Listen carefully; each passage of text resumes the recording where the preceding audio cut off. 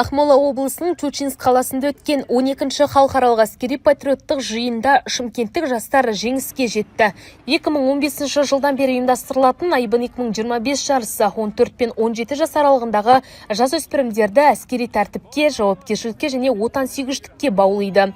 Биылғы дода Шоқан Уәлиханов атындағы әскери колледж базасында өткен. Оған Қазақстаннан бөлек шетелден келген 64 командалар қатысты. Жас сарбаздар әскери спорттық, зияткерлік және шығармашылық бағыттар бойынша сынға түсті. Біз халықаралық Айбын 2026 жылы патриоттар жастар жиынына қатысып, жүлделі бірінші орын алып келдік. Және де ол жарыста біз неше түрлі спорт түрлерінен жарысып, ол спорттың 4 түрінен бірінші орын алып,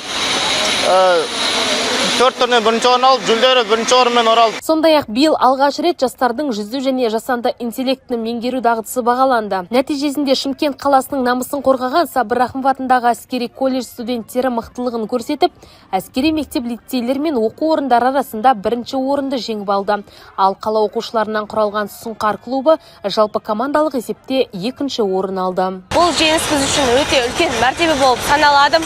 Қаламыздың абыройын қорғау біз үшін өте үлкен мәртебе. Біз осы жылғы жарыста өзіміздің жіберген қателіктерімізден сабақ алып, ендігі жылда 2027 жылдарда бірінші орын алатынымызға сенімдіміз. Біз тыңғылықты дайындалып, алдыңғы жылдарда бірінші орынды гран-приді иеленеміз деген ойдамыз. Оқу-жаттығу жиынында қатысушылар әскери қолданбалы сайыстарда күші мен ептілігін сынады. Олар белтемірге тартылып, қару-жарақпен жұмыс істеу, граната лақтыру және жүгіру бойынша шеберлігін көрсетті.